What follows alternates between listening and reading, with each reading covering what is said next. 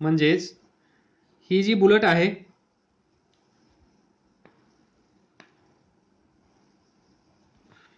याच्यावर या डायरेक्शन मध्ये आपण फोर्स अप्लाय करतो by using gun, by using gun. त्यामुळे पहा इथे, आता हे तुम्ही नाही, तुम्ही स्टुडंट आहात ना माझे. इथे असेल एनिमी, तर ही येईल खटखट खटखट खटखट खट येईल, खतम, याचा कार्यक्रम झाला. तर इथे असेल आपली, इथे असेल आपली काय असेल, ही असेल आपली गन. तेवढी भारी नाही काढली, मला तर जिरापच वाटतोय, तर समजून घ्या. What is this, what is this, gun.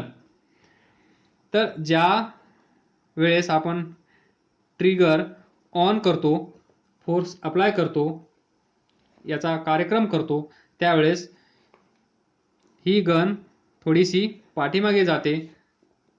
त्याला आपण म्हणतो रिॲक्शन, म्हणजेच फोर्स ऑन गन. इथे असेल फोर्स ऑन बुलेट. तर ट्रिगर राहिला, याच्याशिवाय कसं होईल. तर ही जी गन आहे, या गनचा जो थोडासा स्पीड आहे जो भेटला आहे due to this reaction force, त्या स्पीडला आपण म्हणतो recoil, recoil speed, speed of gun, recoil speed of, recoiled speed of gun. लक्षात ठेवा, हे प्रत्येक वेळेस प्रॉब्लेममध्ये तुम्हाला 60% प्रॉब्लेम आपले याच्यावरच येतील. गन बुलेट, गन बुलेट, परेशान होऊन जाल. तर नेक्स्ट, आतापर्यंत जेवढे एक्झाम्पल्स आपण कन्सिडर केले, त्या प्रत्येक एक्झाम्पलमध्ये तुम्हाला एक साम्य, सिमिलरिटी दिसून आली असेल. ती म्हणजे कोणती, ज्या दोन बॉडीज आपण कन्सिडर करत होतो, त्या दोन बॉडीज एकमेकांच्या कॉन्टॅक्टमध्ये होत्या. त्यालाच आपण असं म्हणू शकतो, two interacting bodies are in direct contact with each other. ही एक बॉडी, ही दुसरी बॉडी दोघांच्या कॉन्टॅक्टमध्ये होती, त्यामुळेच ही बॉडी याच्यावर फोर्स एक्झर्ट करत होती, ही बॉडी याच्यावर फोर्स एक्झर्ट करत होती. पण प्रत्येक वेळेस असंच होईल असं नाही. मी सुरुवातीला बोलता बोलता थोडंसं सांगून गेलो होतो की जर या दोन बॉडी अशा दूर असतील तरी पण Newton's third law of motion तिथे प्रेझेंट असतो. असं नाहीये की त्या दोन बॉडी एकमेकांच्या कॉन्टॅक्टमध्ये असल्या पाहिजे तेव्हा मग equal and opposite to every action there is reaction, असं नाही होणार. इथे पण ते असणार, ते आपण पाहूया. In some cases the two bodies can also exert force on each other even when they are not in contact with each other. त्याला आपण पहा, for example, in all such cases force of action and force of reaction are equal and opposite. तर ज्यावेळेस when two bodies are not in contact, आलं लक्षात, ज्यावेळेस दोन bodies contact मध्ये नसतील त्यावेळेस, in all such cases the force of action and force of reaction are equal and opposite. पाठ झालं ना? झालं की नाही पाठ? आतापर्यंत Newton's third law of motion पाठ झाला असेल. सर्वांना पाठ व्हावा अशी माझी इच्छा आहे. नंतर तुम्हाला लेक्चर पाहिल्यानंतर रीड करण्याची गरज नसू नये, हेच माझं एम असतं प्रत्येक वेळेस. म्हणून प्रत्येक गोष्ट डिटेलमध्ये घुसून मी ते एक्सप्लेन करण्याचा प्रयत्न करतो. तर पहा, example number 1, magnet. This is magnet. Magnet. and this is iron particles. iron particles. तर पहा, और पीस ऑफ आयर्न. काय होईल सांगा? आता याच्या पुढे काय मला बोलायची गरजच नाही राहिली, कारण हा मॅग्नेट आहे, हे आयर्न पार्टिकल्स आहेत. तर याच्या पुढे काय होणार? हा मॅग्नेट यांना असा ओढून घेणार, बरोबर? तर मग सांगा,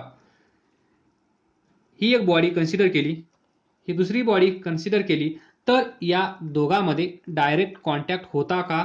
नव्हता. मग कसा काय फोर्स तिथे आला? म्हणून आपण बोललो, when two bodies are not in contact, then also there is action and reaction, equal and opposite. आलं लक्षात? Action, reaction, equal and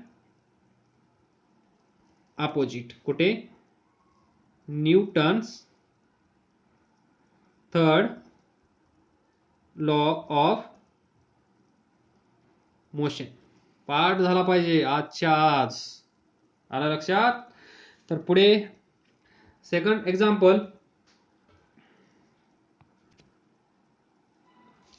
example. This is earth. Sir, आम्हाला माहित आहे, this is earth. This is your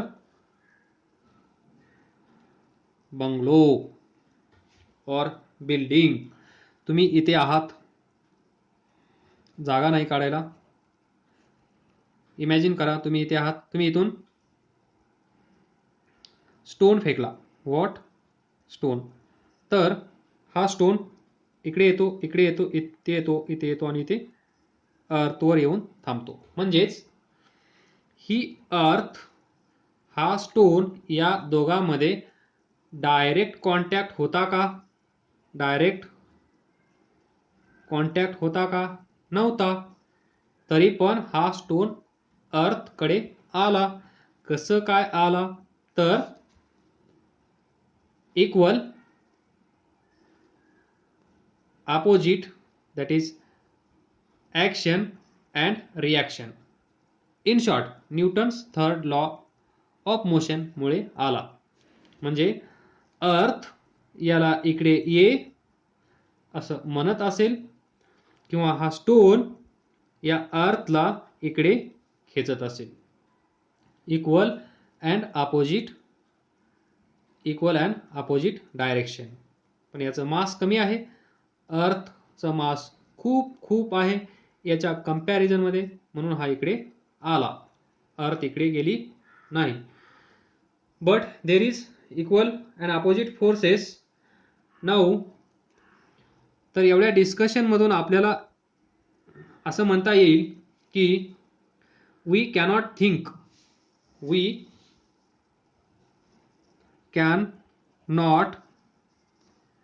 think of a single isolated force. आलं लक्षात? We cannot think of single isolated force. प्रत्येक वेळेस, प्रत्येक एक्झाम्पलमध्ये आपल्याला 2 फोर्स दिसले आहेत. आलं का लक्षात? किती? 2. एकटा फोर्स अवेलेबल नाहीये कुठेच. We cannot think of single isolated force for every for every force there is an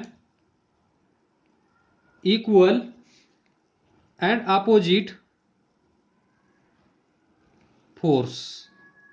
म्हणजे हा फोर्स असा असेल तर तिथे अपोजिट डायरेक्शनमध्ये फोर्स अवेलेबल आहे. त्यालाच आपण असं म्हणू शकतो, forces always occur in pairs.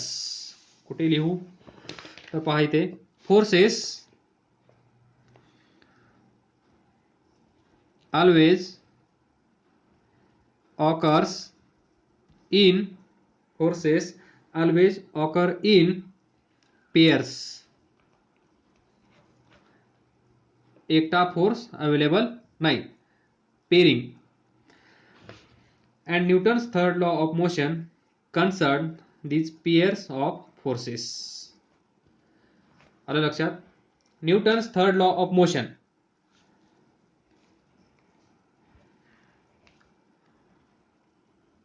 concerned these pairs of forces. काय समजलं नसेल तर सांगत राहा, अभ्यास करत राहा, पुढे जात राहा. All the best. Thank you.